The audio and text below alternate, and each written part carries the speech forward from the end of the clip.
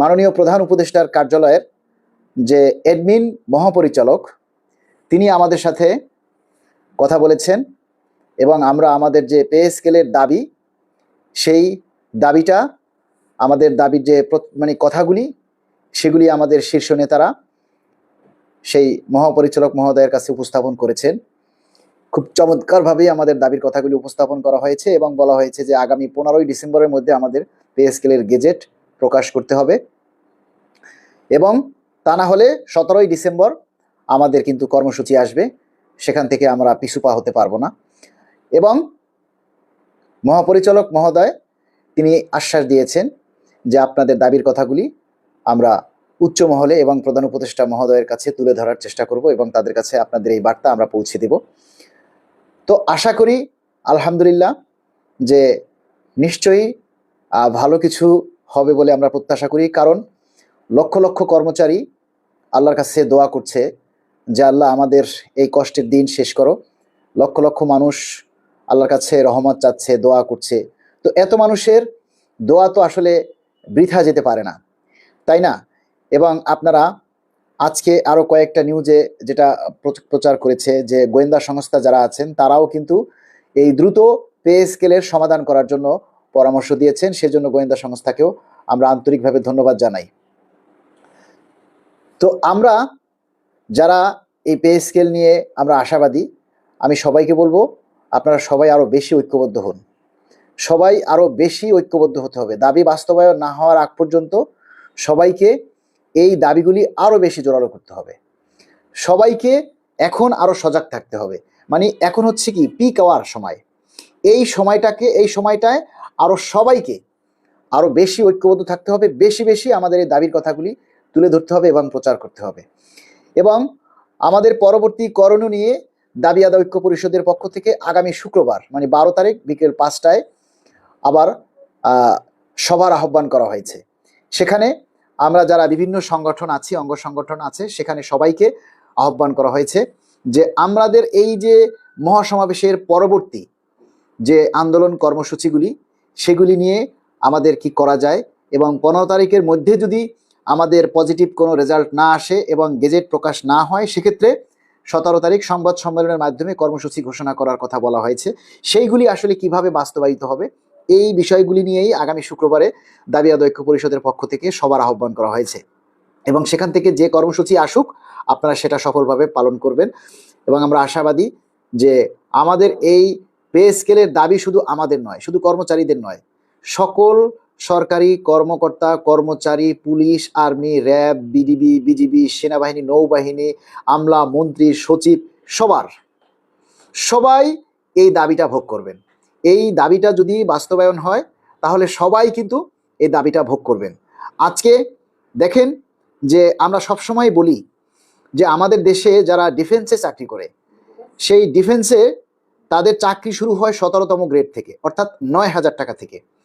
তো 9,000 টাকায় একজন সেই 9,000 টাকায় একজন কর্মচারী কিভাবে চলে বলেন? 9,000 টাকার একজন কর্মচারী আপনার এই এই এই ঢাকা শহরে 9,000 টাকায় সর্বসাকুল্যে সব মিলিয়ে আসে 14 থেকে 15,000 টাকা, 15 থেকে 16,000 টাকা আসে। তাহলে এই 15-16,000 টাকা দিয়ে কি একজন কর্মচারী তার 6 সদস্য বিশিষ্ট পরিবার নিয়ে চলতে পারে? সে বাসা ভাড়া দিবে, না খাবে, না তার ছেলে মেয়ের স্কুলের লেখাপড়ার খরচ যোগাবে, না বাবা মা অসুস্থ হলে বা নিজেরা অসুস্থ হলে তাদের চিকিৎসা করাবে? যেখানে আজকে একটা কিন্ডারগার্টেন স্কুলেও 1200 টাকার নিচে বেতন নেই, যেখানে আজকে একজন নর্মাল ডাক্তার দেখাতে গেলেও 1200 টাকার নিচে ফি নেই, সেখানে কিভাবে লেখাপড়া করাবে? অনেকেই বলেন যে আপনারা সরকারি স্কুলে কেন লেখাপড়া মানে বেসরকারি স্কুলে আপনারা কেন লেখাপড়া করাবেন? বেসরকারি স্কুলে কেন আপনারা লেখাপড়া করাবেন, বাচ্চাদেরকে পড়াবেন? আরে ভাই, ঢাকা শহরে সরকারি স্কুল আছে কয়টা বলেন তো? ঢাকা শহরে কয়টা সরকারি স্কুল আছে যেই স্কুলে আমাদের ছেলেমেয়েরা পড়াশোনা করতে পারে? ঢাকা শহরে কয়টা সরকারি কলেজ আছে? তাহলে এত কর্মচারীর ছেলেমেয়েরা কোথায় পড়াশোনা করবে? তাদের বই খাতা মানে কাগজ কলম আনুষঙ্গিক যে জিনিস দ্রব্যাদি সেগুলি কিভাবে তারা মিটাবে?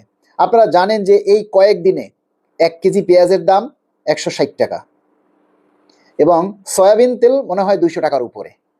তাহলে এই যে ধাপে ধাপে দ্রব্যমূল্যের দামগুলি বাড়তেছে, তাহলে এই বাড়তি জিনিসগুলি আমরা কিভাবে কিনবো? এই বাড়তি যে দামগুলি, জোবায় জোবায় যে এই যে দামগুলি, দ্রব্যমূল্যের দামগুলি বাড়ে, এই দ্রব্যমূল্য আমরা কিভাবে কিনবো? তাহলে আজকে যদি পে স্কেল বাস্তবায়িত না হয় বা পে স্কেলের গেজেট জারি না হয়, তাহলে এই পে কমিশন গঠন করার কারণে যে দ্রব্যমূল্যের দাম বেড়েছে তার ক্ষতিপূরণ কে দিবে? পে কমিশন যদি গঠন না হতো তাহলে দ্রব্যমূল্যের দাম এতটা বাড়তো না, দ্রব্যমূল্যের দাম এতটা বাড়তো না। এখন আপনাদেরকে ঐক্যবদ্ধ থাকতে হবে, আপনাদেরকে এই দাবির কথাগুলি আরো বেশি বেশি প্রচার করতে হবে সবাই মিলে। আমরা আজকে কি কোনো ভালো সংবাদ পাইছেন? আজকে আমরা ভালো সংবাদ বলতে, আজকে আমরা প্রধান উপদেষ্টার কার্যালয়ে গিয়ে আমরা আমাদের দাবির কথাগুলি প্রধান উপদেষ্টার কাছে আমরা মানে তুলে ধরার জন্য ওখানকার এডমিন মহোদয়ের সাথে আমরা কথা বলেছি দাবি আদায় ঐক্য পরিষদের পক্ষ থেকে। এবং আমরা এটাও জানি যে হয়তো এ সপ্তাহের মধ্যেই পে কমিশন তাদের চূড়ান্ত রিপোর্ট জমা দিয়ে দিবেন। এবং বিভিন্ন মহল থেকেই কিন্তু এই পে কমিশনের সমস্যা দ্রুত সমাধানের জন্য পরামর্শ দেওয়া হয়েছে। বিভিন্ন মহল থেকে পে স্কেলের দাবিটা দ্রুত সমাধান করার জন্য বিভিন্ন মহল থেকে পরামর্শ দেওয়া হচ্ছে সরকারকে। এবং সেই হিসাবে আমরা বলতে পারি যে ইনশাল্লাহ আমাদের দাবি দ্রুত পূরণ হবে, আমরা দ্রুতই আমাদের দাবি বাস্তবায়ন হবে বলে আমরা আশা করি।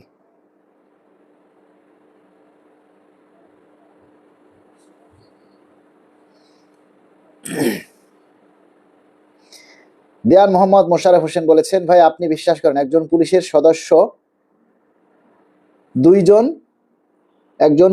সদস্য দুইজনের যে পরিমাণ রেশন সুবিধা পায় সেটা যদি সরকার আমাকে দিতেন তাহলে কোনোদিনই বেতন বাড়ানোর কথা বলতাম না।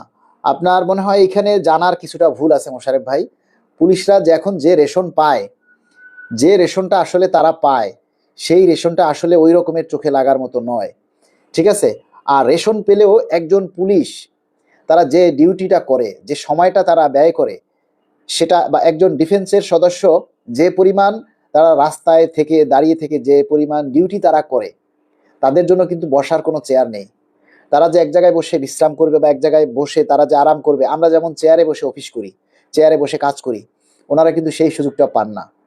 সেই হিসাবে দেশের শান্তি রক্ষার জন্য বিভিন্ন ডিফেন্সের কর্মচারীরা, ছোট নিম্ন গ্রেডভুক্ত কর্মচারীরা যেভাবে তারা দেশ সেবায় কাজ করে, দেশের নিরাপত্তার জন্য কাজ করে, সেই অনুযায়ী তাদের স্যালারিটা কিন্তু খুবই কম, তাদের পরিবার আছে। এবং আমরা বলতে পারি যে শুধু তারা নয়, সকল সরকারি কর্মচারীরাই কষ্টে আছে।